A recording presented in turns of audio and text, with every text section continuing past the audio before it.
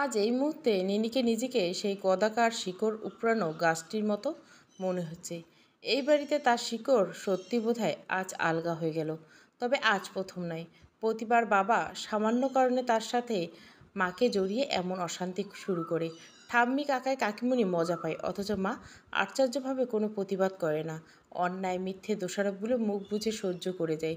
বাবারও সাহস তাই বেড়ে চলেছে। নিনি বোঝে বাবার দাবি তার মেয়ে তার মতো করে ভাবনা চিন্তা করবে, তাকে বেশি ভালোবাসবে।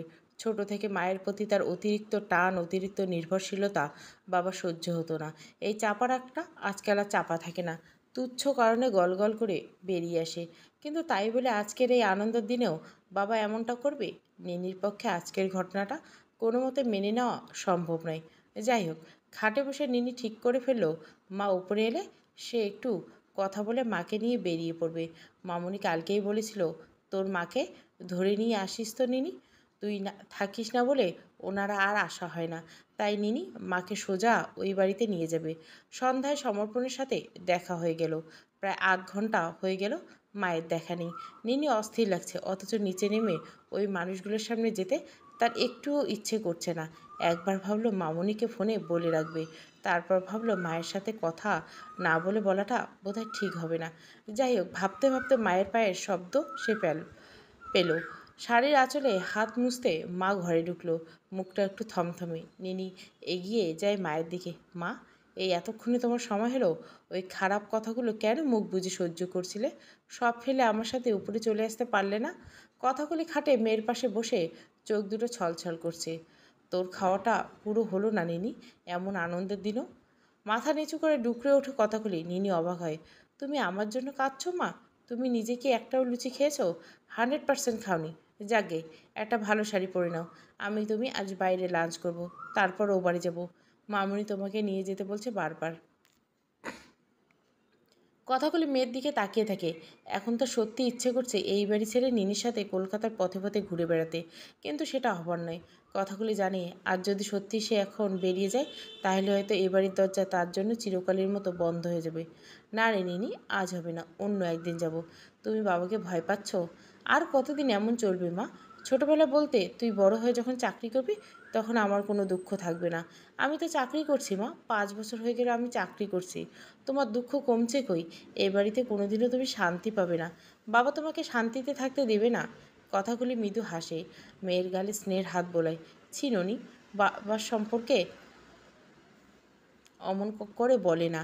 এটা জানবি, বাবা কিন্তু সবসময় তোর ভালোটা চায়, নিজের মতো করে চায়। বাবা চেয়েছিল তুই মাস্টার্স করবি, আর তার মধ্যে একটা ভালো পাত্র দেখে তোর বিয়ে দিয়ে দিবে।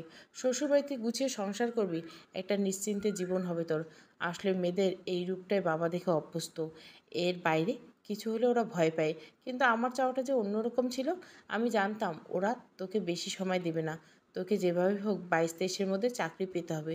আর আমার চাওয়াটা শেষ পর্যন্ত সত্যি হয়েছে। এটাই তোর বাবার আমার প্রতি রাগের আসল কারণ। জানিস নি, ওরা সবাই ভাবে একটা মেয়ে চাকরি করে শুধুমাত্র টাকা উপার্জনের জন্য। কিন্তু আমি তো টানা 10 বছর চাকরি করছি। আমি জানি একটা ভালো চাকরি একটা মেয়েকে অনেক কিছু দেয়, যা তাকে অন্য কেউ দিতে পারে না। অনেকটা আত্মবিশ্বাস দেয়। নিনি অবাক চোখে মায়ের দিকে তাকিয়েছে। তার মনে হচ্ছে আশাপূর্ণা দেবী সুবর্ণলতাকে চোখের সামনে দেখছে। সুবর্ণ একদিন সকলের বিরুদ্ধে গিয়ে বকুলকে কাঙ্ক্ষিত লক্ষ্যে পৌঁছে দিতে পেরেছিল। তার মাও পেরেছে। নিনি আবেগে জড়িয়ে ধরে মাকে। তুমি না থাকলে আমার জীবনটা আর 5টা মেয়ের মতো হতো মা। কিন্তু ভাবছি তোমার কি হবে? এমনভাবে চলবে? তুমি চলো আমার সাথে, ব্যাঙ্গালোরে থাকবো, স্বাধীন মতো থাকবো। দূর পাগলি, তা আবার হয় নাকি? এই তো বেশ কেটে যাচ্ছে। এখনও 2 বছর তোর বাবার চাকরি আছে, টিফিন দিতে হয় প্রেশারের রুগী। একটা দিন মানুষটা নিজে হাতে ওষুধ খায় না, জানিই না কি খায়। আমি না দিলে কে দিবে? তাছাড়া তোমার ঠাম্মির দেখাশোনা তো আছে। কিন্তু কেউ তো তোমাকে বোঝে না মা। এত যে করো, কে মূল্য দেয়? সংসারে কাজের মূল্য কেউ দেয় না নিনি। অথচ দেখ, মন দিয়ে ভালো কাজ করলে অফিসে কেমন বছর বছর প্রমোশন হয়, সম্মান বাড়ে, অর্থ বাড়ে। যাকগে, কী ভাবলি এবার বল? সত্যি সত্যি এখন থেকে চাকরি ছেড়ে দিবি? আর কি কিছু করা গেল না? বয়স কম ছিল, শরীরে কোনো জটিলতা নেই। এখন তো পুরোদমে কাজ করাই যেত। তুই পেটে থাকতে 9 মাস পর্যন্ত অফিস করেছি। আমার খুব আফসোস হচ্ছে। এত বড় পৃথিবী বিখ্যাত একটা কোম্পানি, কিন্তু বেঙ্গালোরে আমার সাথে কে থাকবে মা? তোমার তো যাওয়ার উপায় নেই, আর কে যাবে বলো? আচ্ছা, কোনো কাজের মেয়ে যদি নিয়ে যেতিস। এমন তো অনেকেই নিয়ে যায়, সেটাও ভাবছি। কিন্তু সারাদিন আমি বাড়িতে থাকবো না, বেঙ্গালোরের মতো জায়গা কতটা বিশ্বাসী হবে? সেটাও ঠিক, হয়তো অন্য বিপদে পড়ে যাবে। হবে না মা, অনেক ভেবেছি। তবু ভেবে এসেছিলাম তুমি যদি কোনোভাবে যেতে পারতে, কিন্তু না, সেটা হবে না। তোমার অনুপস্থিতিতে বাবার যদি কোনো ক্ষতি হয়, সেটা মানতে পারবো না। এত খারাপ লাগছে, মাত্র একটা বছর। আমার এতদিনের পরিশ্রম সব জলে চলে যাবে। সেটাই তো আমাকে সব থেকে কষ্ট দিচ্ছে নিনি। কত ঠাকুর ডাকছি যদি কিছু সুরা হতো। আর সব থেকে বড় কথা, একবার ছেড়ে দিলে ছোট বাচ্চা রেখে নতুন করে কিছু করা খুব মুশকিল হবে। সবাই বলবে আর একটা বছর অপেক্ষা করো, বাচ্চাটা একটু বড় হোক, তোর নিজের শরীরে জড়তা এসে যাবে, আরামের জীবন ছেড়ে আর বেরোতে ইচ্ছা করবে না। সিঁড়িতে পায়ের আওয়াজ শোনা গেল। সুচেতা ঘরে ঢুকলো ব্যস্ত গলায়। ও দিদি, প্রতিমা চলে যাচ্ছে। দাদাভাই তো একেবারে বাজার তুলছে। রান্নার লোক কি অত রকম করে? সে দু রকমের মাছ আর মাংসটা চাপিয়ে চলে যাচ্ছে, সামনে গজগজ করছে। বলছে যার মেয়ে জামাই খাবে সে উপরে উঠে বসে আছে, আমি এত কিছু করতে পারবো না। আমি কোনোদিন রকমে দাঁড় করিয়ে রেখেছি, তুমি শিগগির চলো। কথাগুলি থতমত খেয়ে তাড়াতাড়ি উঠতে যায়। হাতটা টেনে ধরল নিনি। কাকিমণি, তুমি ওকে চলে যেতে বলো। আর বলো কাঁচা মাছগুলো যেন ফ্রিজে তুলে রাখে। বিকেলে সমর্পণ আসতে পারবে না, একটু আগে ফোন করেছিল। বলল কনফারেন্স পড়ছে, ফিরতে দেরি হবে। আর বলল বিকেলের মধ্যে আমি যেন ক্যাব ধরে বাড়ি চলে যাই। সুচেতা অবাক। সে কি রে, তোর বাবা যে এত কষ্ট করে ঘুরে ঘুরে গলদা চিংড়ি চিতল ভেটকি নিয়ে এলো ওর জন্য, সেগুলোর কী হবে? সেগুলো আর কী হবে, তোমরা পরে পরে খেও। কনফারেন্স ছেড়ে তো আর খেতে আসতে বলতে পারি না। সুচেতা নিনির উপর নিশ্চিত মনক্ষুণ্ণ হলো। রুক্ষ গলা বলে ঠিক আছে ঠিক আছে দিদি, তোমাকে নামতে হবে না, প্রতিমাকে বলে দিচ্ছি। কথাগুলি মেয়ের দিকে তাকায়। সমর্পণ কখন ফোন করলো রে? তুমি কী ভাবো মা, এরপরে আমি ওকে এখানে আসতে বলবো? বাবার উপর কোনো ভরসা আছে? হয়তো ওর সামনে তোমাকে যা তা বলতে শুরু করবে। দুপুরে আমার খেতে ইচ্ছে করছে না, নেহাত তুমি দুঃখ হবে, তাই যা হোক হোক একটু খাবে। দুপুরে খাবার টেবিলে পরিবেশটা পুরো পাল্টে গেছে। নিনি সম্পূর্ণ তৈরি হয়ে নিচে নেমেছে, খেয়েই সে বেরিয়ে যাবে। কথাগুলি মেয়ের ভাতের থালা আর বাটি করে পথ সাজিয়ে দিয়েছে। নিনি ঠাম্মুর মুখোমুখি চেয়ারে বসেছে, তাকেও ভাত সাজিয়ে দেওয়া হয়েছে। নিনি বেশ গম্ভীর। এদিক ওদিক তাকিয়ে বাবা কাকা কাউকে সে দেখতে পেল না।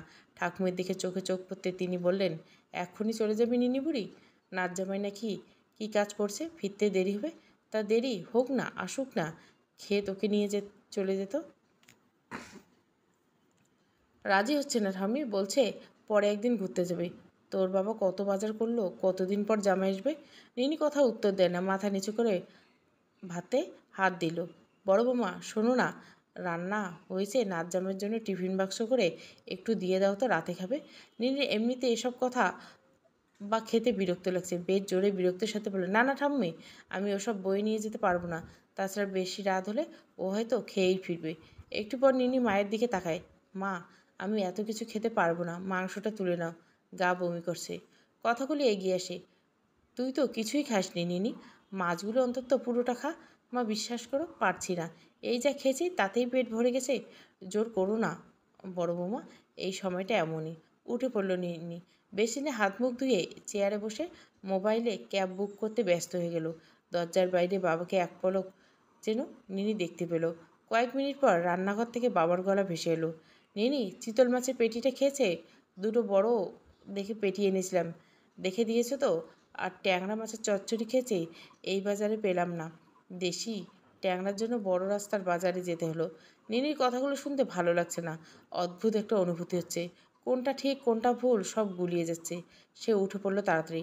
ঠাম্মি, গাড়িটা প্রায় গলির মুখে এসে পড়ছে, বেরিয়ে পড়লাম। তারপর উচ্চ গলায় ডাকলো, মা একবার এসো, বেরিয়ে যাচ্ছি।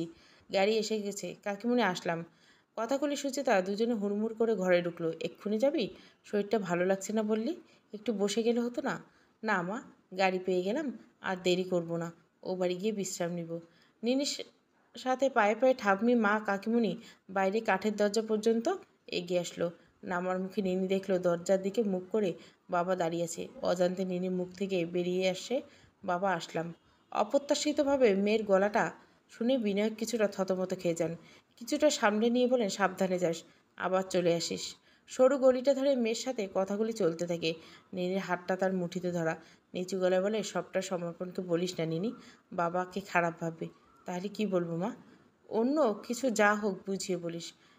গাড়ির সামনে এসে কথাগুলি চোখ ছলছল করে ওঠে। আবার কবে আসবি নিনি? দরজা খুলে নিনি গাড়িতে উঠে পড়ে। কবে আসবো কি বলবে সে মাকে? সে নিজেও জানে না এই 7 দিনের মধ্যে আসা হবে কি না। আসার সেই প্রবল ইচ্ছাটা যে মরে গেছে। কাজ নামিয়ে মায়ের ছলছল চোখের দিকে তাকিয়ে সে শুধু বলে গেল, পৌঁছে তোমায় ফোন করছি।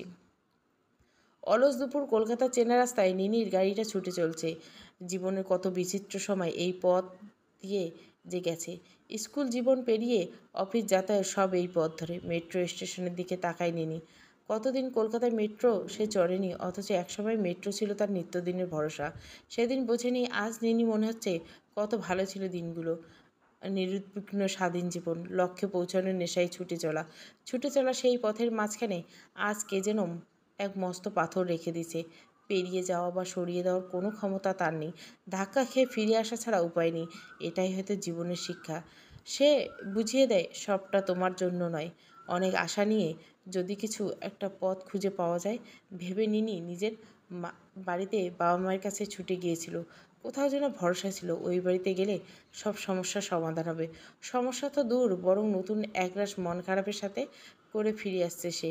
কাকে বলবে সে তার দুঃখের কথা? মায়ের সান্নিধ্য পাওয়ার পথও আজ তার বন্ধ হয়ে গেল। চোখ ফেটে জল আসছে নিনির। ফোনটা বেজে উঠল। নিনি দেখল সমর্পণ ফোন। কি বলবে তাকে? বাবার কথা বলতে মা বারণ করছে। ফোনটা বাজতেই থাকে। বাধ্য হয়ে কিছুক্ষণ পর সে ধরল। হ্যালো। বা নিনি, বাবা মায়ের আদর খেয়ে আমার কথা বেমালুম ভুলে গেলে? সকালের থেকে একবারও তো ফোন করলে না। এই তো করতাম। বেরিয়েছ নাকি? এত গাড়ির হর্ন শোনা যাচ্ছে। বাড়ি ফিরছি। মানে? আমি তো তোমাকে আনতে যাব, রাতে ডিনার করে তোমাকে নিয়ে আসব, এমনটাই তো কথা ছিল। কাল রাতে তোমার মা তো ফোনে আমাকে যেতে বললেন। নিনির মাথার মধ্যে সব কিছু জট পাকিয়ে যাচ্ছে। সবচেয়ে কাছের মানুষকে মিথ্যে বলা বোধহয় সবচেয়ে কঠিন। না মানে শরীরটা ভালো লাগছিল না, বাড়ি ফিরতে ইচ্ছে করছিল। কি বলছেন নিনি? ওটা কি তোমার বাড়ি নয়? সবাইকে কাছে পেয়ে তোমার ভালো লাগছিল না? আচ্ছা, কি সে ফিরছ এখন? ক্যাব নিয়েছ? আমি কিছু বুঝতে পারছি না, খুলে বলো নিনি, কি এমন ঘটলো? সমু, আমার মাথাটা ঘুরছে, কথা বলতে পারছি না, বাড়ি এসেও বলছি। ওকে ওকে, আর কথা বলতে হবে না। তুমি যে এখন বাড়ি ফিরছো মাকে জানিয়ে দিচ্ছি। তাড়াতাড়ি বাড়ি ফেরার চেষ্টা করো। ফোনটা কেটে দেয় সমর্পণ। নিনি চোখ বন্ধ করে মাথা এলিয়ে দেয় গাড়ির সিটে।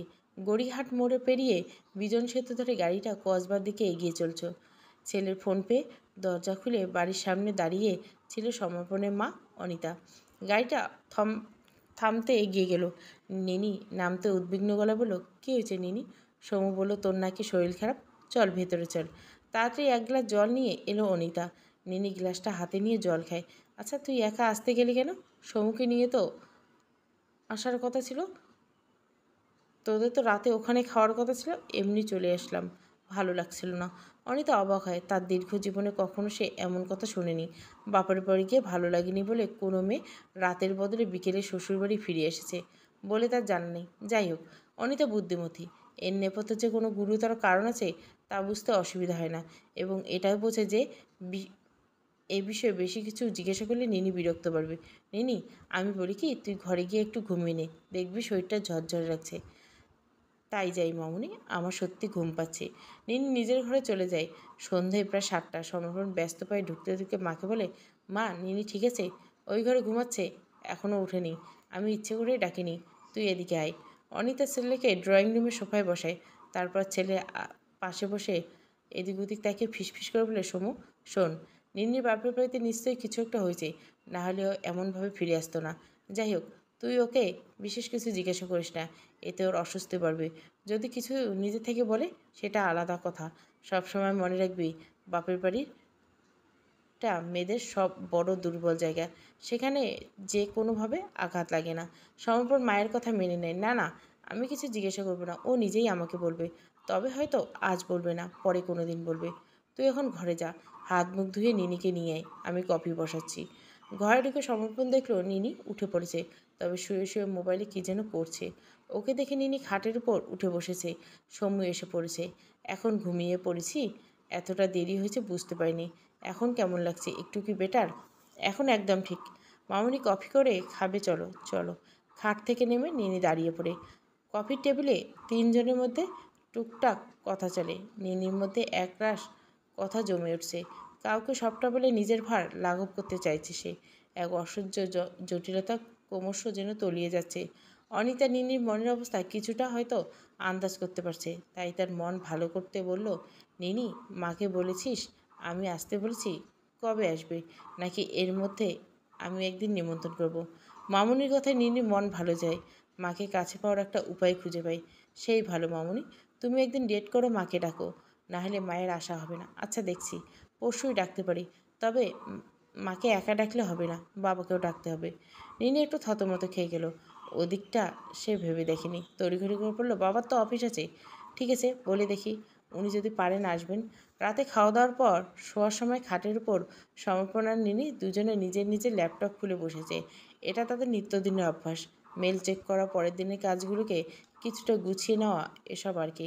ল্যাপটপের স্ক্রিনে চোখে চোখ রেখে সমর্পণ বলল, দেখলে তো নিনি, সামান্য বাপের বাড়ি গিয়ে অসুস্থ হয়ে পড়লে। তুমি নাকি ওখান থেকে চাকরি করতে। অসুস্থতার অজুহাতটা যে এইভাবে বুমেরাং হয়ে ফিরে আসবে নিনি বোঝেনি। আজ তার মন খারাপ, তাই হয়তো নিজেকে একটু ক্লান্ত লাগছে।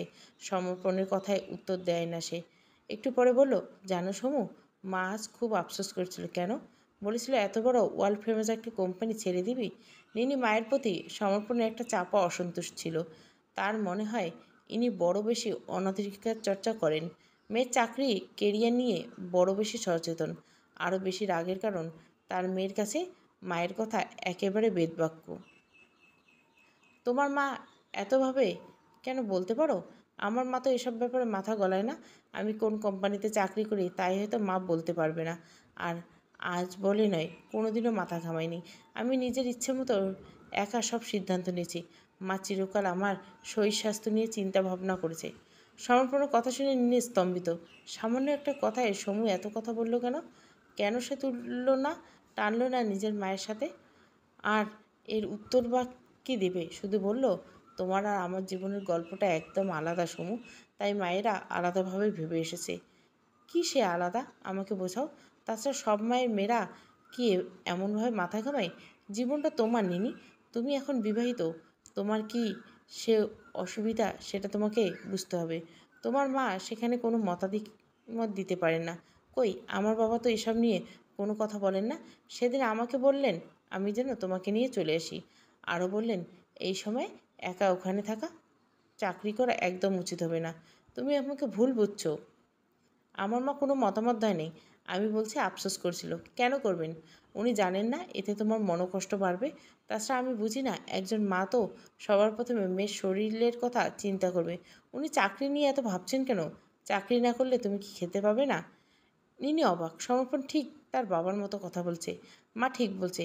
এরা সবাই ভাবে মেয়েরা কেবল টাকার জন্য চাকরি করে। আর মাথা ঠিক রাখতে পারে না নিনি। ল্যাপটপ শব্দ করে বন্ধ করে। সকাল থেকে বাবার উপর জমানো ক্ষোভটা অগ্নিপথের মতো বেরিয়ে আসতে থাকে। সমু, তুমি এভাবে আমার মাকে ছোট করতে পারো না। আমার মা আমার কথা 100 বার ভাববে। সারা জীবন ভেবে, আজও ভাববে। বহুদিনের অক্লান্ত পরিশ্রমের ফলে এই কোম্পানিতে আমি চাকরি পেয়েছি। আর আমার সেই দিনগুলো মা নিজের চোখে দেখেছে। তাই মায়ের আফসোস হচ্ছে, মা তোমাদের মতো করে ভাবে না। তুমি, আমার বাবা, সবাই এক। ভাবো তো, তোমাকে যদি এখন চাকরি ছাড়তে হয় তোমার কেমন লাগবে? তুমি তো বাবা হবে, কি স্বার্থতা করছো তোমার করতে হচ্ছে? তুমি পুরুষ, তাই তোমাদের জন্য ফুল বিছানো পথে রয়েছে। তোমাদের নিরাপত্তা লাগে না। তোমাদের বিনা দোষে বদনাম কুড়াতে হয় না। তোমাদের সন্তান ধারণ করতে হয় না। নিনিন এমন রুদ্ররূপে মূর্তি সমর্পণ আগে কখনো দেখেনি। থতমত খেয়ে নিনিকে থামাতে চেষ্টা করে। নিনি, প্লিজ শান্ত হও, আমি ওভাবে বলতে চাইনি। আচ্ছা, সরি বলছি। নিনি খাট ছেড়ে ঘরের মধ্যে পায়চারি করছে। তার সমস্ত শরীর থরথর করে কাঁপছে। কোনো কিছু না মানার একটা বেপরোয়া জেদ তার মাথায় চাপতে থাকে। মায়ের মতো সে সংসারের কাছে কিছুতেই হেরে যাবে না, তাতে যত বড় ক্ষতি হোক। আমি আজ তোমাকে বলে দিলাম সমু, আমি চাকরি ছাড়বো না। তোমার যা করার করে নিও। তোমাদের জন্য আমি আমার কেরিয়ার বিসর্জন দেব না। তোমার মনে হলে তুমি চাকরি ছেড়ে আমার সঙ্গে ব্যাঙ্গালোরে চলে আসতে পারো। সমর্পণ নিষ্পলকভাবে তাকিয়ে থাকে নিনির দিকে। তার সামনে কুয়াশায় ঘন আস্তরণ নামতে থাকে। সাবলুডু সাপের মুখে পড়ে সে যেন নিচে নেমেই চলছে। কীভাবে সে সামলাবে এই নিনি তো সে চেনে না। দরজায় টোকা পড়ার শব্দে নিনি সম্মিলিত ফিরে পেল। এতক্ষণ যে ঠিক কতটা চিৎকার করে কথা বলছে তার খেয়াল নেই। এখনও তার বুকের ভেতর কে যেন হাঁপড় টানছে। অতিরিক্ত উত্তেজনায় শরীরের ভেতরটা কাঁপছে। ধপ করে খাটের উপরে বসে হাঁপাতে লাগলো সে। সমু, দরজাটা খোল, কি হয়েছে? দরজার ওপরে মায়ের গলা পেল সমর্পণ। নিঃশব্দে উঠে সে দরজা খুলে। বাইরে মায়ের ভয়ার্ত গলা। কি হয়েছে রে? নিনির গলা আমাদের ঘর থেকে শোনা গেল। ওর তো শরীর ভালো ছিল না। তুই কি বলছিস? এতটা রেগে গেল কেন? সমর্পণ মাথা নিচু করে নেয়, শুধু বলে ভেতরে এসো। অনিতা ছেলের কথা তাড়াতাড়ি ঘরে ঢুকে দেখলো খাটের উপরে দুটো ল্যাপটপ দুপাশে পড়ে আছে, আর খাটের একপাশে পা ঝুলিয়ে দু হাতে ভর দিয়ে মাথা নিচু করে নিনি বসে আছে। কি যেন একটু ভেবে সে নিনির দিকে এগিয়ে যায়, মাথায় হাত রাখে। কী হয়েছে নিনি? সমু কিছু বলেছে? নিনি নিরুত্তর। অনিতা পাশে বসলো, নিনির পিঠে হাত রাখে। এখন উত্তেজিত হলে ক্ষতি হয়ে যাবে, রাগ কন্ট্রোল করতে শিখতে হয়। তারপর অনিতা নিজের ছেলের দিকে তাকায়, দেখলো দেওয়ালে পিঠ ঠেকিয়ে থমথমে মুখে নিনির দিকে তাকিয়েছে সে। সমু, কী নিয়ে তোদের কথা হচ্ছিল? নিনি এতটা রেগে যাওয়ার মেয়ে তো নয়। সমর্পণ মায়ের কথায় উত্তর দেয় না। দুজনের দিকে বেশ কিছুক্ষণ তাকিয়ে উঠে পড়ে অনিতা। যাকগে, এখন আর কিছু বলতে হবে না। রাত হয়েছে, তোরা শুয়ে পড়, আমি যাই। তোর বাবা জোর করে আমাকে পাঠালো। আসলে নিনির জন্য চিন্তা হচ্ছে, বলছে এত চিৎকার চেঁচামেচি করলে অসুস্থ হয়ে পড়বে। অনিতা দরজার দিকে এগিয়ে যায়, বেরোতে যাবে এমন সময় পেছন থেকে নিনি রাখলো। মামুনি, শুনে যাও। থমকে দাঁড়ায় অনিতা। কি? তোমার সাথে আমার কথা আছে, বলো। আমি মত পরিবর্তন করছি, চাকরি ছাড়ছি না। রবিবার একা ব্যাঙ্গালোর ফিরে যাবো। এই কয়েক মাস আর এখানে আসবো না, একেবারে ডেলিভারির পর ফিরবো। অনিতা একেবারে কৌতূহল দৃষ্টিতে একবার ছেলের দিকে তাকায়, তারপর দেওয়ালে টাঙানো ঘড়ির দিকে তাকিয়ে দেখলো 12:30 বাজে। ভাবলো এত রাতে তর্ক বিতর্ক করার মানে হয় না। ওদিকে তার স্বামী কী হয়েছে জানার জন্য উদগ্রীব হয়ে গেছে। অগত্যা অনিতাকে বলতে হলো, নিনি এখন শুয়ে পড়ো, কাল সকালে চায়ের টেবিলে সব শুনবো। আমি যাই। তোর বাবা জেগে আছে, সময় বিছানা ঠিক করে শুয়ে পড়, কাল সকালে আবার তোর অফিস আছে। এক দুর্বিষহ রাতযাপন করল সমর্পণ। বিছানায় সে আর নিনি দুদিকে মুখ করে শুয়েছে, কারো মুখে কোনো কথা নেই। সমর্পণ একবার ভাবলো অন্যবারের মান অভিমান পালার মতো এবারও হয়তো নিনিকে সামনে নিতে পারবে, কিন্তু পারল না। কাছে টানতে গিয়েও তার হাত আটকে গেল, স্পর্শ করতে ইচ্ছে করলো না। নিনির কথাগুলো শোনার পর মনের দিক থেকে সমর্পণ বহু যোজন দূরে চলে গেছে। বারবার সে ভেবেছে, একটা মেয়ে যে মা হতে চলেছে, অনাগত সন্তানের প্রতি তার কোনো টান থাকবে না? একা থাকলে কী কী বিপদ হতে পারে নিনি ভালো করে জানে। তা সত্ত্বেও সে সেই আগুনে ঝাঁপ দিতে চলেছে। সন্তানের কোনো ক্ষতি হলে সে দায় কে নিবে? আর সন্তান জন্মানোর পর এমন স্বার্থপর মা কী করে তাকে বড় করে তুলবে? নিনি কি জানে না একজন মাকে কতটা স্বার্থত্যাগ করে সন্তান মানুষ করতে হয়? সমর্পণ ভাইয়ের মৃত্যুর পর থেকে মায়ের প্রতিদিনের হাহাকার খুব কাছ থেকে দেখেছে। সমর্পণ কাছের চেনা ছকগুলো খুব তাড়াতাড়ি পাল্টে গেছে, তাকে নতুন করে সব কিছু ভাবতে বাধ্য করছে। তার সন্তান জন্মানোর পরে হয়তো মায়ের স্নেহ পাবে না, অথবা হয়তো তার পৃথিবীর আলো দেখাই হবে না। এই হাড়হিম করা চিন্তায় সমর্পণ বিছানায় ছটপট করতে থাকে, ভাবতে থাকে এই মুহূর্তে তার ঠিক কী করা উচিত। নিনি হাতে পায়ে ধরে যেভাবে হোক চাকরি ছাড়তে বাধ্য করবে, নাকি নিজেই কিছু একটা করবে। এক ভয়ঙ্কর দোটানায় অস্থির হতে হতে সে দেখল পুরো আকাশ ক্রমশ ফর্সা হচ্ছে। সকালে চায়ের টেবিলে সমর্পণের বাবা মা অপেক্ষায় আছে। কাল রাত্রের ঘটনায় তাদের ঘুম হয়নি। এক বিরাট অনিশ্চয়তায় তারা পড়ে গেছে। এখনও বুঝে উঠতে পারছে না কোনো কথায় নিনি এই সিদ্ধান্তে উপনীত হলো। কিছুক্ষণ পরে নিনি ঘর থেকে বেরিয়ে এলো। অন্যদিনের মতো মুখে হাসি নেই। টেবিলে মাথা নিচু করে জড়সড় হয়ে আসলো। সে বেশ বুঝতে পারছে অনেকগুলো অস্বস্তিকর প্রশ্নের মুখোমুখি এবার তাকে হতে হবে। সকালে উঠে নিনি দেখল সমর্পণ পাশে নেই।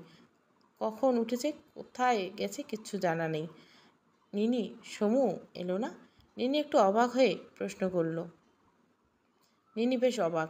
সে ভেবেছিল সমর্পণ উঠে গিয়ে নিশ্চয়ই বাবা মার ঘরে বা অন্য কোনো ঘরে আছে। বলল, ঘরে তো নেই। সমর্পণের বাবা সুরঞ্জন অস্থির হয়ে বলে, দাঁড়াও, আমি ওকে ফোন করছি। মোবাইলে ফোন করতে সমর্পণ ধরল, কোথায় তুই? এই তো ছাদে রয়েছি। কেন, কখন গেছিস? নিচে আয়, মা চা করছে, যাচ্ছি। কয়েক মিনিট পর সমর্পণ নিচে নামলো। নিনিকে দেখে একটু অবাক হলো সে। ভেবেছিল নিনি বোধহয় ঘর থেকে বেরোবে না। অনিতা ছেলের চালচলনে কেমন সন্দেহ হলো। বিচলিত হয়েছে জিজ্ঞেস করলো, সমু, উপরে গিয়েছিলি কেন? ছাদে কী করছিলি? এমনি গিয়েছিলাম, অনেকদিন ছাদে যাওয়া হয়নি, তাই গিয়েছিলাম। সুরঞ্জন চায়ের কাপে চুমুক দিয়ে সরাসরি প্রশ্ন করলো নিনিকে, নিনি, কাল রাতে কী নিয়ে তোমাদের কথা হচ্ছিল? নিনি এমন সরাসরি প্রশ্নের জন্য তৈরি ছিল না। চারদিক তাকিয়ে নেয়, দেখলে সমর্পণ অন্যমনস্কভাবে মেঝের দিকে তাকিয়ে আছে। মায়ের প্রতি সমর্পণের বলা প্রতিটা আত্মসম্মানজনক কথা নিনির মনে পড়ছে। বাবা, সমুকাল আমার মাকে ডিসপারেটলি অপমান করছে। ওর বলা কথাগুলো আমি মেনে নিতে পারিনি। সুরঞ্জন আকাশ থেকে পড়ল, এক গলায় একরাশ অবিশ্বাস। সমু তোমার মাকে অপমান করেছে? এটা কি করে সম্ভব? এরপর সুরঞ্জনের ছেলের দিকে তাকায়। সমু, কি বলছিস? সমু গম্ভীর গলা বলে, অপমান করি, জানতে চেয়েছে তিনি আমাদের পার্সোনাল ব্যাপারে হস্তক্ষেপ করেন। নিনি কঠিন দৃষ্টিতে সমর্পণের দিকে তাকায়, তারপর শ্বশুরমশাইকে বেশ দৃঢ়তার সঙ্গে বলে, বাবা, আমি মত পরিবর্তন করছি। আমি চাকরিটা ছাড়ছি না। এই রোববার চলে যাব। আপাতত আর কলকাতায় আসবো না। একেবারে সব কিছু হয়ে গেলে ফিরব। কী করে ওখানে একা থাকবে? কে থাকছে তোমার সঙ্গে? কেউ না। রান্নার জন্য কাউকে রেখে দেবো। আর রাতে একা থাকবো। কার সাথে আলোচনা করে তুমি এই সিদ্ধান্ত পৌঁছলে?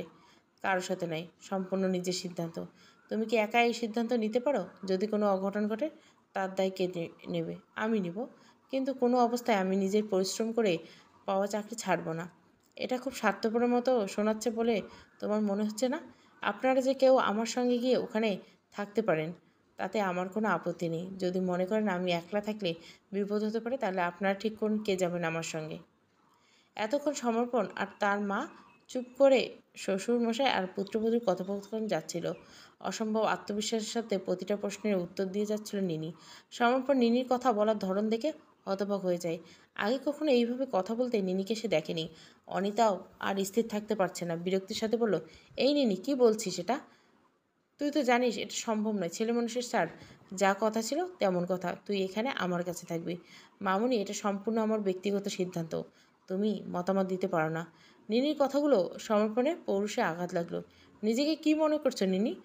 তার বাড়ির সবাইকে কি খুব নরম ভাবছো? তাই কি ইচ্ছে মতো আচর করছো? চিৎকার করে উঠলো সমর্পণ। এনাফ নিনি, আর একটা কথা শুনতে চাইনি। চাকরি তুমি ছাড়ো, আর এটাই ফাইনাল। এরপরে যদি চাকরি রাখতে চাও তাহলে আমাকে ডিভোর্স দাও। হঠাৎ এত বড় কথাটা সমর্পণ বলে ভেবে কেউ আশা করেনি। ঘরের মধ্যে পিনপতন নীরবতা নেমে এলো। নিনি হতবাক। এরপরে আর কিছু বলা চলে না। একটা গভীর দীর্ঘশ্বাস ফেলে সমর্পণের বাবা উঠে পড়ল। কিছুক্ষণ পর সমর্পণ উঠে ঘরের দিকে পা বাড়ায়। যাওয়ার সময় বলে গেল, মা, আমি আধ ঘন্টার মধ্যে অফিসে বেরোবো। তোমার কিছু করতে হবে না, বাইরে খেয়ে নেব। 4 বছরে এই প্রথমবার সমর্পণের মুখে নিনি ডিভোর্সের কথা শুনল। নিনির সব কিছু দুঃস্বপ্নের মতো লাগছে। যতবার মাথা উঁচু করে উঠতে চাইছে, ততবার কে যেন তাকে নতুন করে ডুবিয়ে দিচ্ছে। নিনি জানে না এই দোলাচালের শেষ কোথায়। জানে না আর ঠিক কতদিন এই উপন্যাস খেলা চলতে থাকবে। হাতে মাত্র আর 4টে দিন সময়। টিকিট কাটা হয়নি। সে কি সত্যি ফ্লাইটে একা উঠবে, নাকি তার সঙ্গী হবে অন্য কেউ? বিধাতা পুরুষ নিনির সামনে বড় প্রশ্ন ঝুলিয়ে দিল। ভালোবাসা নাকি কর্মজীবন, কোনটা শেষ পর্যন্ত বেছে নেবে সে? চোখের সামনে দিয়ে সমর্পণ জলস্পর্শ না করে বাড়ি থেকে বেরিয়ে গেল। নিনির দিকে একবারও ফিরে তাকালো না। ছেলের প্রায় সাথে সাথে দ্রুত পায়ে সমর্পণের বাবা বেরিয়ে গেল। নিনি সোফায় বসে আছে। সে খেয়াল করলো মামুনি দুজনকে একবারও খাওয়ার কথা বলল না। বেশ আশ্চর্য হলেন নিনি। এতদিন অবধি দেখে এসেছেন মামুনি বাড়ি শুদ্ধ সবাইকে খাইয়ে খাইয়ে অস্থির করে তোলেন। বিশেষ করে খালি মুখে কাউকে মামুনি বাড়ি থেকে বেরোতে দেন না। তার দৃঢ় ধারণা এতে যাত্রা অমঙ্গল হয়। অথচ আজ সেই স্বামী পুত্র দুজন অনায়াসে বেরিয়ে যেতে দিল। নিনি আরও লক্ষ্য করছে সকাল প্রায় 9টা বাজে, অথচ মামুনি রান্নাঘরের দিকে যাওয়ার কোনো উদ্যোগ নিচ্ছে না। নিনি খিদে নেই। সমর্পণের শেষ কথাগুলো তাকে সব ভুলিয়ে দিয়েছে। নিনি নিজের ঘরে গেল।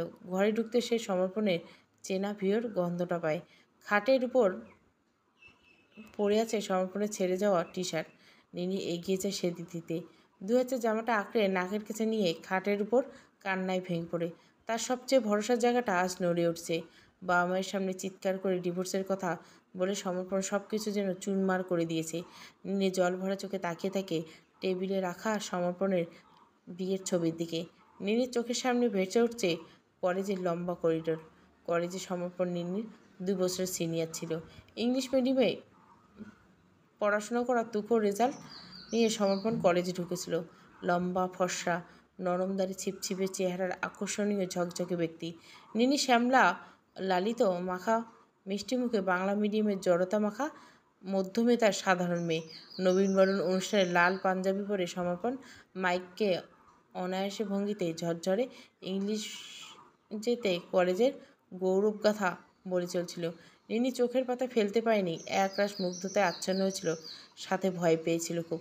প্রথম দিন কলেজে এমন ইংরেজি বলা ঝকঝকে সিনিয়রদের দেখে সে বুঝেছিল বড় কঠিন জায়গায় এসে পড়েছে। এক অতি দুর্গম গিরিপথ পেরিয়ে তাকে শৃঙ্গে পৌঁছাতে হবে, তাই অন্য কিছুতে মনোনিবেশ করা চলবে না। পাথর চাপা দিতে হবে মনের ঘরে। প্রায় 1 বছর পরে কলেজ ক্যান্টিনে হঠাৎ করে সমর্পণের চোখ পড়েছিল নিনির দিকে। কাঁধে কাপড়ের ব্যাগ ঝোলানো, সালোয়ার কামিজ পরা, লম্বা বেনি, দ্বিতীয় বর্ষের নয়নতারা মৈত্রীকে দেখে সমর্পণ কেন যেন প্রেমে হাবুডুবু খেয়েছিল তা কেবল ঈশ্বরে জানে। তবে নয়নতারা মানে নিনিকে রাজি করাতে তাকে বেশ ঝামেলা করতে হয়েছিল। লক্ষ্যভ্রষ্ট হবার ভয় ছিল নিনির। অথচ কলেজ প্রথম দিন লাল পরা পাঞ্জাবি পরা সমর্পণের প্রেমে পড়েছিল সে। প্রায় 6 মাস পর সমর্পণ কলেজে যখন শেষের দিকে দল বেঁধে সিনেমা দেখতে গিয়েছিল, অন্ধকার প্রেক্ষাগৃহে সমর্পণ হঠাৎ করে নিনির হাতে হাত রেখেছিল।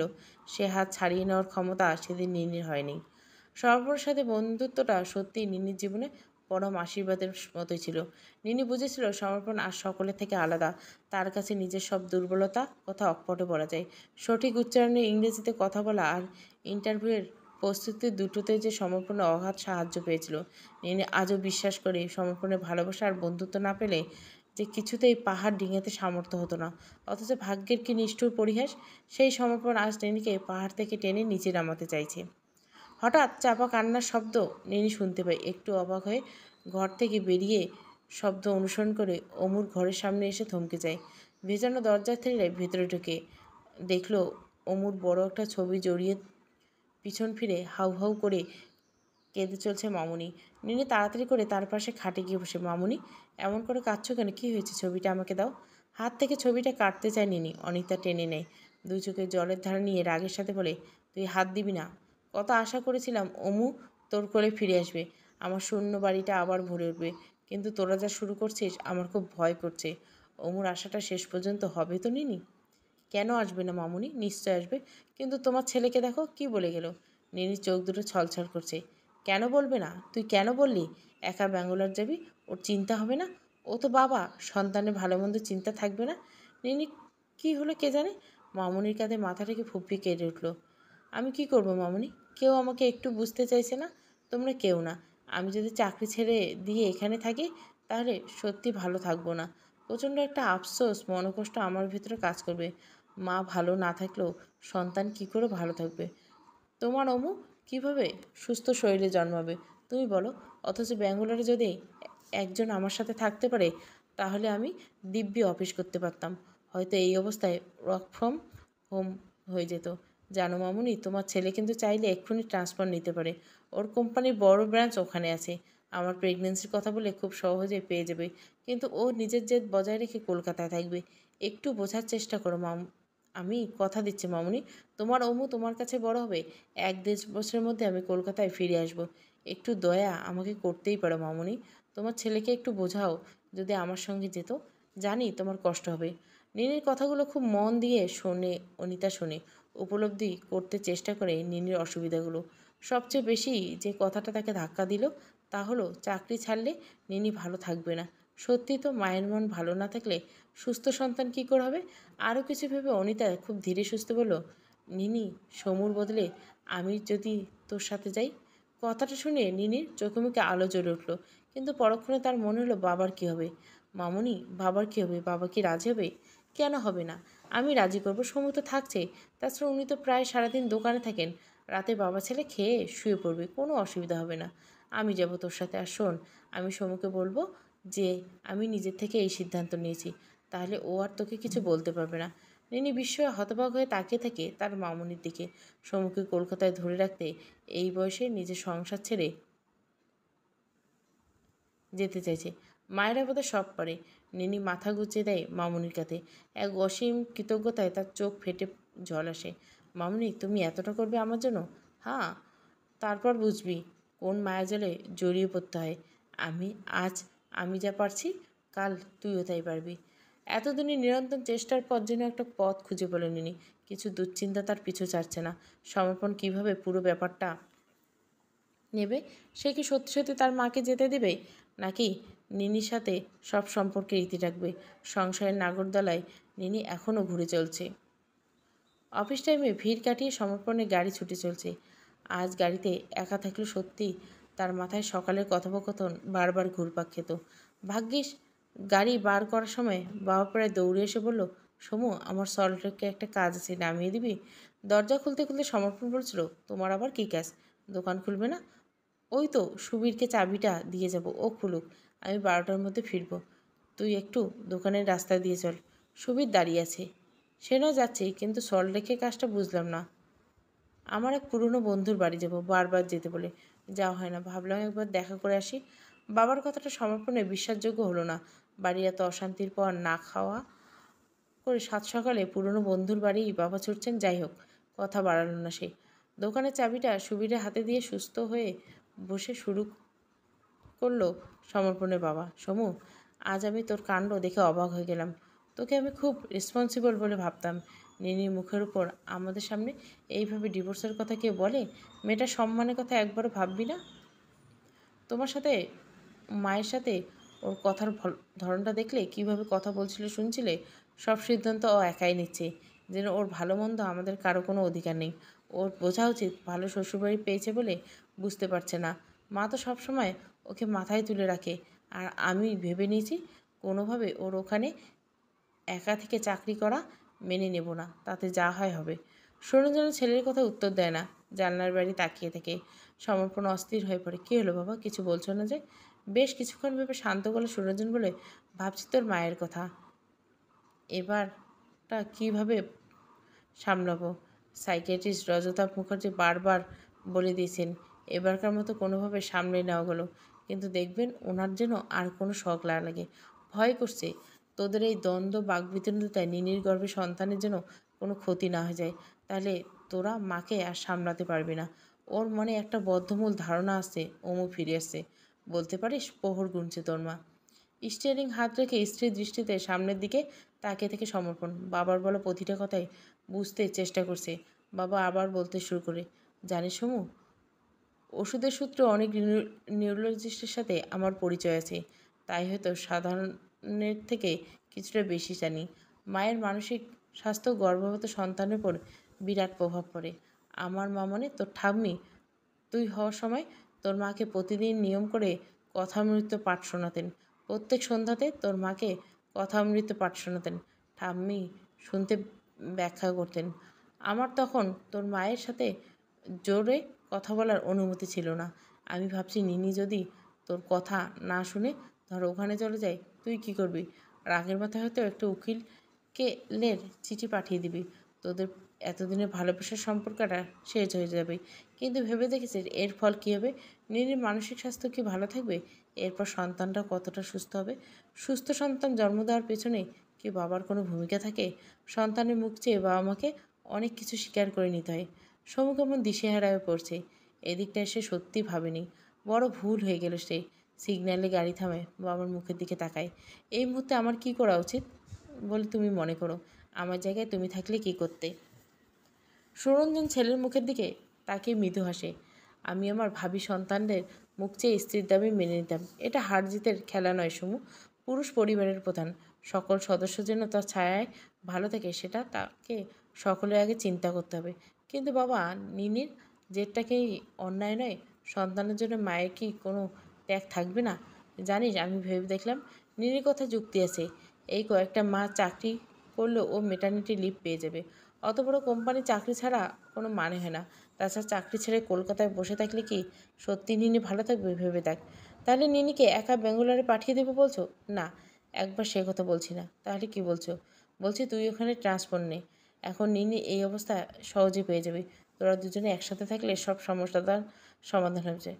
আমি? তুমি পাগল হয়ে যাচ্ছ? মাকে থাকতে পারবে আমায় ছেড়ে? অমু চলে যাওয়ার পর আমি নিজেই নিজের কাছে প্রমিস করছি কোনোদিন তোমাদের ছেড়ে অন্য শহরে যাব না। তুমি তো সব জানো বাবা, কত ভালো অফার ছেড়ে দিছি। আমি চলে গেলে ফাঁকা বাড়িতে মা থাকতে পারবে না। পারবে, তোর মা এখন পারবে। তাছাড়া ডেলিভারি হয়ে গেলে 1 মাসের মধ্যে নিনি বাচ্চা নিয়ে এখানে চলে আসবে। ছুটি থাকবে তখন। আমি অনিতাকে বোঝাতেই হবে, এতে সকলের মঙ্গল। তুই আবারও কোনো সময় কলকাতায় ভালো অফার টফার পেলে চলে আসবি। যতটা সহজ বলতো ততটা কিন্তু সহজ না বাবা। সেটা আমি দেখছি, তুই রাজি কিনা বল। নিজের সন্তানের মঙ্গলের জন্য এটুকু তোকে করতে হবে। আর মনে রাখিস, এখন থেকে সন্তানের কথা তোকে সকলের আগে ভাবতে হবে, মায়ের থেকে আগে। স্নেহ যে সব সময় নিম্নগামী। সমর্পণের গাড়িটা সল্ট রেখে পৌঁছে গেছে। সমু, এই সামনে রেখে দে আজই, কিন্তু অফিসের কথা বলে রাখিস। দিন 15-এর মধ্যে যেন সব ঠিক হয়ে যায়। নিনির বেশি দিন একা থাকা ঠিক হবে না। ঠিক আছে, দেখছি। বাবাকে নামিয়ে সমর্পণ অফিসের দিকে রওনা হয়। এটুকু সময় বাবার বলা কথাগুলো তাকে যেন নতুন করে ভাবতে বাধ্য করে। সত্যি তো, কার সাথে সে হাত জিতের প্রতিযোগিতায় নেমে যায়। নিনিকে ডিভোর্সের কথাটা বলার জন্য এখন তার তীব্র অনুশোচনা হচ্ছে। ভাবছে সামনের দিনগুলো নিনিকে কত শারীরিক যন্ত্রণার মধ্য দিয়ে যেতে হবে। আর এই সময় সে তার মন ভেঙে দিল। না, নিনিকে ভালো রাখতেই হবে। এই দিনগুলোতে নিনির পাশে তার থাকাটা একান্তই প্রয়োজন। নিনির দাবিটুকু মেনে নিলে সে ভালো থাকবে। তাছাড়া সত্যি তো নিনি বহু কষ্ট অর্জিত নিজস্ব পরিচয়টুকু সে কেড়ে নিতে পারে না। যাই হোক, সমর্পণ সিদ্ধান্ত নিল সে নিনির সাথে ব্যাঙ্গালোরে যাবে। অফিসে বললে যে হয়ে যাবে তা সে জানে। গত 1 বছর আগে থেকে ট্রান্সফারের জন্য চাপ আসছিল, সে ঠেকিয়ে এসছে। মাকে ছেড়ে যাওয়ার কথা সে ভাবতে পারতো না, কিন্তু আজ বাবার কথায় যেন ভরসা পেল। তাছাড়া বাবা নিজেই বলল, মায়ের থেকে আগে সন্তানের কথা ভাবতে হবে। আর সারাদিন নিনি বাড়িতে মামুনিকে জড়িয়ে থেকেছে। তার বারবার মনে হচ্ছে একমাত্র মামুনি তার সমস্যা বুঝেছে। মামুনির সঙ্গে থাকলে তার আর চিন্তা থাকবে না। এই সময় খাওয়া দাওয়া, পরিচর্যা সব তিনি নিখুঁতভাবে করবেন। কিন্তু সব কিছুর পরে একটা বড় জিজ্ঞাসা চিহ্ন আছে, সমর্পণ মেনে নিবে কিনা। নিনি একবার মামুনিকে বলছিল, তোমার ছেলে একবার ফোনে তোমার সিদ্ধান্তটা জানাও। মামুনি বলছে, না না, ফোনে নয়, সমু বাড়ি এসুক, সব তখন বুঝিয়ে বলবো। আজকেই টিকিট কাটতে বলবো। নিনি ফোনে তার মাকে মামুনি যাওয়ার কথাটা জানিয়েছে। কথাগুলি মেয়ের কথা শুনে আনন্দে ঝরঝর করে কেঁদে চলছে। কাঁদতে কাঁদতে বলছে, নিনি, ওনারা এই স্বার্থত্যাগের কথা কোনো দিন কিন্তু ভুলিস না। আমি নিজে যা পারলাম না উনি করে দেখালেন। খুব সাবধানে কিন্তু তোকে থাকতে হবে। মনে রাখিস, এক সন্তানহারা মা তো সন্তানের পথ চেয়ে বসে আছেন। কেরিয়ারের মতো অনেক চড়াই উতরাই পেরিয়ে মেয়েরা মা হয়। কোনো রকম ঝুঁকি নেওয়া চলবে না। সন্তানের কথা ভেবে নিজেকে অনেক কিছু থেকে বঞ্চিত করতে হবে। আমার বিশ্বাস তুই এই যুদ্ধেও জয়ী হবি। সমর্পণে বলা সকলের কথাগুলো মাকে বলেনি নিনি। মা নিজেও অশান্তির সাগরে ডুবে আছে, তাই আর নতুন করে অশান্তি দিতে চায় না। সন্ধ্যায় ঠিক 7টা নাগাদ সমর্পণ বাড়ি ঢুকলো। সে ভেবে রেখেছিল নিনিকে সারপ্রাইজ দেবে। বাবাকে ফোন করে সে অফিসে জানিয়েছে নিনির রিপোর্ট দেখাতে ট্রান্সফারের ব্যাপারটা খুব সহজে হয়ে গেল। এখন যত তাড়াতাড়ি সম্ভব ওখানে জয়েন করতে পারবে। সম্পূর্ণ জানিয়েছে তার স্ত্রী আগামী রবিবার একা ফিরছে। সে তার সঙ্গে যেতে চায়, সেটাও অফিসে মঞ্জুর করেছে। কিন্তু অফিসিয়াল কাজ নিয়ে সে আপাতত যাবে, তবে কয়েকদিনের মধ্যে ফিরে আসতে হবে। তারপর কলকাতা অফিস রেসপন্সিবিলিটি হ্যান্ডওভার করে পুরোপুরির জন্য সে ব্যাঙ্গালোরে চলে যাবে। সমর্পণ এখন একটাই চিন্তা, যে তাকে আগে মায়ের সাথে কথা বলতে হবে। বাবা যতই ভরসা দিক, তবুও বেশ উদ্বিগ্ন রয়েছে। তাই নিনি কিছু বলার আগে তাকে মায়ের সাথে কথা বলতেই হবে। ইতিমধ্যে অবশ্য ফোন করে বাবাকে বাড়ি আসতে বলেই দিয়েছে। বাবাকে সামনে না থাকলে মাকে কথাটা বলার সাহস তার নেই। ইতিমধ্যে সমর্পণের বাবা বাড়ি চলে এসেছে। সমর্পণ নিজে ঘরে ঢুকে দেখল নিনি খুব মনোযোগ দিয়ে ল্যাপটপে কী যেন কাজ করছিল। সমর্পণের পায়ের শব্দ পর্যন্ত টের পায়নি। ইচ্ছে করে সমর্পণ নিজের উপস্থিতি তাকে বুঝতে দিল না। অফিসের ব্যাগটা নিঃশব্দে রেখে সোজা মায়ের ঘরে ঢুকলো। মা টিভি দেখছিল, বাবা হাত মুখ ধুতে বাথরুমে ঢুকছে। ছেলেকে দেখে অনিতা অস্থির হয়ে পড়ল। সমু, বস, আমি চা করে আনি। সমর্পণ মাকে উঠতে দিল না। তুমি বসো, বিকাল থেকে 3বার চা কফি খেয়েছি, এখন কিছু খাবো না। তোমার সাথে একটা জরুরি কথা আছে। বাবা আসুক বলছি। অনিতা ছেলের মুখের দিকে সন্দেহের চোখে তাকায়। তার ধারণা হয় নিনি নিশ্চয় তার যাওয়ার কথাটা বলে দিয়েছে, তাই সমু বাধা দিতে এসেছে। এর মধ্যে সুরঞ্জন ফ্রেশ হয়ে এসে খাটের একপাশে রাখা সোফায় বসে। অনিতা অস্থির হতে থাকে। সমু, কি বলবি বল। সমর্পণ বাবার দিকে তাকায়। সুরঞ্জন শুরু করে, জানো অনিতা, আমি অনেক ভাবলাম সকালে সমু নিনিকে ওভাবে কথাগুলো বলা একদম উচিত হয়নি। মেয়েটার কী প্রতিক্রিয়া হতে পারে ওর ভাবা উচিত ছিল। যাকগে, মুখের কথা তো ফিরিয়ে নেওয়া যায় না, কিন্তু ব্যাপার হচ্ছে নিনি কথা আমাদের ভাবতে হবে। ও কষ্ট পেলে সন্তানের উপর প্রভাব পড়বে। অনিতা ছটপটি ওঠে। আর ঠিক এই কথাই আমি সারাদিন ভেবেছি। একটা উপায় বের করছি, নিনিকে বলছি। ও অবশ্য বলেছে সমুর কথাই শেষ কথা হবে। বাবা ছেলের মুখ চাওয়াচাই করে। কী উপায়? আমি নিনির সাথে ব্যাঙ্গালোর যাচ্ছি, এই কটা মাস ওখানে থাকবো। ভগবানের দয়ায় সব কিছু ঠিকঠাক হলে একেবারে বাচ্চা নিয়ে ফিরবো। নিনি চাকরিটা তাহলে আর ছাড়তে হবে না। আমিও একটু ওকে যত্নআত্তি করার সুযোগ পাবো। অনিতার কথা শুনে বাবা ছেলে আকাশ থেকে পড়ল। এমন কিছু সম্ভাবনার কথা তারা ভাবতেই পারেনি। একগাল হাসি মুখে নিয়ে সমর্পণ বলল, তুমি কি পাগল হয়ে গেছো? বাবাকে ছেড়ে, সংসার ছেড়ে এতগুলো জিনিসের জন্য ওখানে থাকতে পারবে? দরকারে মানুষ সব পারে। সুরঞ্জন স্ত্রীর কথায় বিরক্ত হলো, গলা চড়িয়ে বলল, একবার ভেবে দেখছো নিনি যদি অসুস্থ হয় তুমি একা কী করবে? ওই শহরে কিছু চেনো তুমি? পারবে ওকে হাসপাতালে নিয়ে যেতে? ইংরেজিতে কথা বলতে পারবে? ওখানকার লোকেরা হিন্দি বাংলা কিচ্ছু জানে না। তুমি গিয়ে কী লাভটা হবে? মাঝে মাঝে যাবে, কটা দিন থেকে চলে আসবে, টানা থাকা হবে না। এদিকটা অনিতা ভাবেনি, নিনিও ভাবেনি। তবুও অনিতা দমল না। একইভাবে বলল, আমি না গেলে কে যাবে শুনি? কেন সমু যাবে? ওর সন্তান আসছে, ওকেই যেতে হবে। দরকার হলে চাকরি ছেড়ে নতুন চাকরি নিয়ে যাবে। অনিতার যেন বিদ্যুতের শখ খেলো। সে ভাবতেই পারে না সমু বাড়িতে থাকবে না। মাঝে মাঝে সমু এদিক ওদিক যায় ঠিক আছে, কিন্তু তার বলে এতগুলো মাস? তারপরও ফিরতে পারবে কিনা সন্দেহ। ছেলের দিকে করুণ চোখে থাকা অনিতা, সমু চলে যাবি? তুইও চলে যাবি? সমর্পণ মায়ের কথায় মাথা নামিয়ে নেয়। এমন পরিস্থিতির মুখোমুখি হতে হবে সে জানতো। ওদিকে নিনি খাটের পাশে সমর্পণের ব্যাগটা রাখা আছে দেখে অবাক হয়। খুঁজতে এসে বাবা মায়ের ঘরে সমর্পণের গলা পেয়ে থমকে দাঁড়ায়। ভেসে আসা কথাগুলো তার যাওয়া সংক্রান্ত হয় কৌতূহলে দরজার পাশে কান পাচ্ছে। সুরঞ্জন পরিস্থিতি হালকা করার চেষ্টা করলো, আরে ওভাবে বলার কেসে, ফ্লাইট মাত্র 2-2.5 ঘন্টা, সমু যাওয়া আসা করবে, তুমি ইচ্ছে হলেই যাবে, কিন্তু সমুর ওখানে থাকলে আমরা নিশ্চিত থাকতে পারবো না। এটা সমুকে বোঝাচ্ছিলাম। তোমার ছেলে এক কথা, মা পারবে না। আমি ওকে বললাম, এখন থেকে বাবা মায়ের থেকে যে সন্তান আসছে তার ভালো থাকার কথা বেশি ভাবতে হবে। ঠিক বলছি কি না বলো অনিতা? সমর্পণ মায়ের দিকে তাকিয়ে আসে, মায়ের হাতটা নিজের কোলে তুলে নেয়। মা তুমি বললে তবেই আমি যাব, বাবা যতই বলুক। অনিতা পাথরের মূর্তির মতো স্থির। নিনি ঘরে ঢুকে, দু চোখে জলের ধারা। পেছন থেকে মামুনিকে জড়িয়ে ধরে, তোমার ছেলে কোথাও যাবে না মামুনি, আমরা সবাই একসাথে এখানেই থাকবো। আমার একটা জেদের জন্য তোমাকে এতটা কষ্ট পেতে আমি দেব না। আমি এখন তোমাকে বুঝি মামুনি। মায়ের কাছে সন্তানের উপস্থিতির মূল্য আমি অনুভব করতে পারি। সামান্য চাকরির থেকে মায়ের চোখের জলের মূল্য অনেক বেশি। সমর্পণ অবাক চোখে তাকিয়েছে নিনির দিকে। সুরঞ্জন বিরক্তি প্রকাশ করে, কী হয়েছে নিনি? কেন ওকে দুর্বল করে দিচ্ছ? সব কথা হয়ে গেছে, সমু আর তুমি ব্যাঙ্গালোরে যাচ্ছ। না বাবা, এটা হতে পারে না। সমু না থাকলে মামুনি এই বাড়িতে থাকতে পারবে না। আমি আর মামুনি ওখানে যাব সেটাও তবু ঠিক ছিল, কিন্তু সমু আর আমার দুজনে একসাথে চলে যাওয়াটা একদম ঠিক হবে না। তার চেয়ে এখন কলকাতায় থাকি, পরে সব মিটে গেলে নতুন করে দেখা যাবে। সমর্পণ নিনিকে বাধা দেয়, না নিনি, সেটাও বোধহয় অন্যায় হবে। আমাদের জন্য তুমি তোমার এতদিনের পরিশ্রমকে জলে ফেলতে পারো না। তুমি আর মা যাও, ওখানে আমার অনেক বন্ধুবান্ধব আছে, কোনো অসুবিধা হবে না। অনিতা কানে কোনো কথাই পৌঁছে না। সে পিছিয়ে গেছে প্রায় 30 বছর আগে। সমু হবার সময় অনিতার খুব শখ ছিল সে টানা মায়ের কাছে থাকবে, সংসার থেকে ছুটি নিয়ে আরামে খেয়ে বসে থাকবে, কিন্তু তার সেসব পূরণ হয়নি। শাশুড়িমা রাজি হননি। তিনি একান্তে বুঝেছিলেন, শোনো বৌমা, এই সময় স্বামী সহচর্য মেয়েদের দরকার। কাছের মানুষ কাছে থাকলে তারা ভরসা পায়। কষ্টের দিনগুলি স্বামীর সান্নিধ্যে কাটাতে সহজ হয়। বাছা হয়ে গেলে বরং তুমি মায়ের কাছে গিয়ে যতদিন ইচ্ছে থাকো। প্রথমে শাশুড়ির কথা অনিতা বেশ দুঃখ পেয়েছিল, কিন্তু পরে সে জীবন দিয়ে উপলব্ধি করেছিল তার কথা কতটা খাঁটি। সমুখে ঝাঁকাই, কী এত ভাবছে? তাহলে তুমি আর নিনি যাচ্ছ, এটাই ফাইনাল? গোছগাছ শুরু করো, আমি রাতের টিকিট কেটে দিচ্ছি। আমি বাবার খেয়াল রাখবো, দরকার হলে বড় পিসিকে মাঝে মধ্যে ডেকে নেব।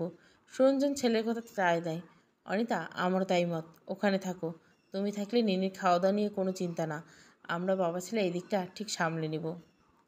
নিনি মামুনিকে লেপ্টে বসে আছে। সমুর সমর্থন আছে দেখে ভিতরে আদম্য উচ্ছ্বাস কোনো রকমে দমতে করে আছে। সে ভাবতে পারেনি এইভাবে সব জট খুলে যাবে। কেবল বুকের ভেতরে কোথাও যেন একটা মন খারাপের সুর ভেজে উঠছে। সমুকে ছেড়ে এতদিন টানা একা থাকতে হবে। আগে সমু সময় সুযোগ পেলে চলে যেত, কিন্তু এখন সেটা হবার নয়। বাবাকে ছেড়ে একটা দিনের জন্য সে যেতে পারবে না। অনিতা নিনির হাতটা ধরে তাকে পেছন থেকে সামনে নিয়ে এসে একপাশে ছেলে একপাশে নিনিকে বসায়। দুজনে দুটো হাত জোড়া করে তার উপর নিজের হাত রাখে। চোখ ছলছল, গলা কাঁপছে। তোদের আমি আলাদা করব কী করে বলতো? আমি যে মা, এই সময়টা তোদের একসাথে থাকা দরকার। আমি তোর বাবাকে মাঝে মধ্যে তোদের দেখে আসবো। সমু মায়ের মুখের দিকে অবাক হয়ে তাকায়। মা নিজে তাকে যেতে বলছে বিশ্বাস করতে কষ্ট হচ্ছে। ভয় পায় বাড়ি খালি হলে মায়ের অবসাদ আবার থাবা বসাতে না পারে। মায়ের অসহ্য দিন যন্ত্রণার দিনগুলো সে খুব কাছ থেকে দেখেছে, তাই বাধা দিল। না মা, তা হয় না। তুমি ওখানে যাও, দেখবে ভালো থাকবে। ছোট্ট ফ্ল্যাটে একটু কষ্ট হলো দিন কেটে যাবে, কিন্তু এখানে এই বিরাট বাড়িতে তুমি আমাদের ছেড়ে ভালো থাকতে পারবে না। অনিতা ছেলের গালে হাত বলে, অত ভাবিস না সমু, আমার মন খারাপ হবে না। আমি এখন এক মায়াজাল কেটে নতুন মায়াজালে বাধা পড়তে চলছি। অধীর আগ্রহে দিন গুনতে গুনতে সময় কেটে যাচ্ছে। রিনি মামুনির কাঁধে মাথা রেখে ভাবতে থাকে, মায়েরা এত কিছু কি করে বোঝে। মামুনি কি করে জানলো সমু সঙ্গে থাকলে সে সবচেয়ে বেশি আনন্দ থাকবে। ভাষা হারিয়ে ফেলেছে। চোখ থেকে শুধু কয়েক ফোঁটা জল গড়িয়ে পড়ে।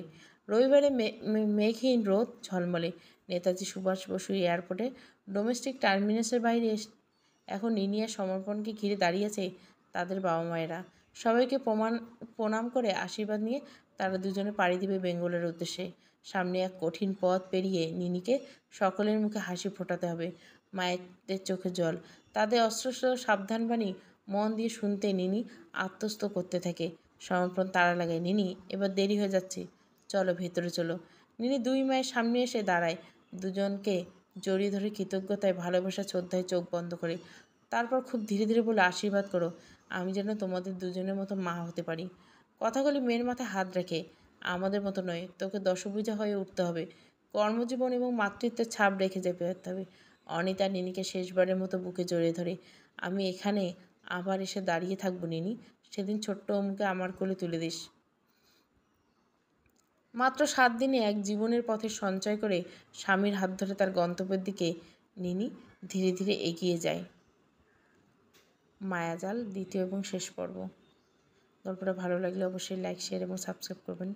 এই গল্পের পরে যে গল্পটা আসবে সেটা প্রথম পার্ট।